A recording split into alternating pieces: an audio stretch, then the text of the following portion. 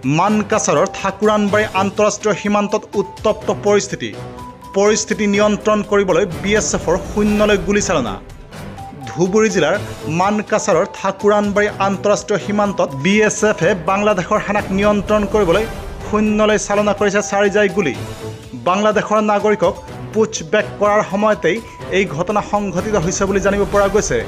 উল্লেখ্য যে ভাৰতত অবৈধভাৱে প্ৰৱেশ কৰা 14 গৰাকী বাংলাদেশী নাগৰিকক মানকাছাৰৰ ঠাকুৰানবাৰী আন্তঃৰাষ্ট্ৰীয় সীমান্তইদি পুচবেক কৰাৰ সময়তেই বাংলাদেশৰ সেনা BGBয়ে আন্তঃৰাষ্ট্ৰীয় সীমান্তৰ শূন্য স্থানত আহি BSFৰ লগত প্ৰথমতে তৰ্কযুদ্ধত লিপ্ত হয় আৰু লগতে বাধা প্ৰদান কৰে।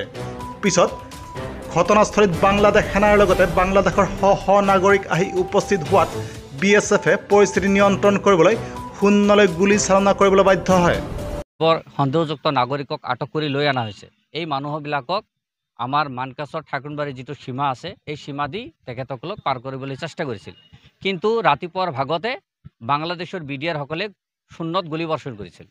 লগতে আৰু গুলীবৰ্ষণ হৈছে, কিন্তু কোনে কোনে কৰিছে নাজানো, কিন্তু দুয়োপক্ষে গুলীবৰ্ষণৰ কথা অলপ শুনা পাইছোঁ।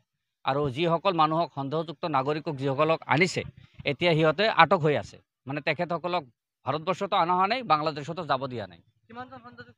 14 জন। এতিয়া ৰাতিপুৱা 5 বজাৰ ঘটনা। পিছত এতিয়ালৈকে এনেকুৱা অৱস্থাত আছে, মানুহবিলাকক ৰখাই আছে। ৰাতিপুৱা 5 বজাত।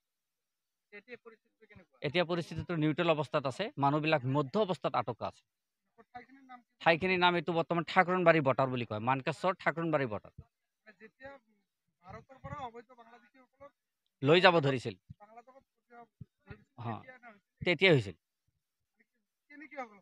এইটো ঘটনাটো মই ৰাতিপুৱা নাজানো, বৰ্ডাৰত আমালোকক যাবই নিদিয়ে। অলপ শুনা পালোঁ আৰু দেখা পাই আছোঁ এতিয়ালৈকে। মানুহবিলাক যিসকলক 14 জন নাগৰিকক সন্দেহযুক্ত নাগৰিকক লৈ অনা হৈছে তেখেতসকলে মধ্য অৱস্থাত আছে। তেখেতসকলক এতিয়ালৈকে বাংলাদেশতো যাব দিয়া নাই, আকৌ ভাৰতবৰ্ষতো উভতি অহা নাই।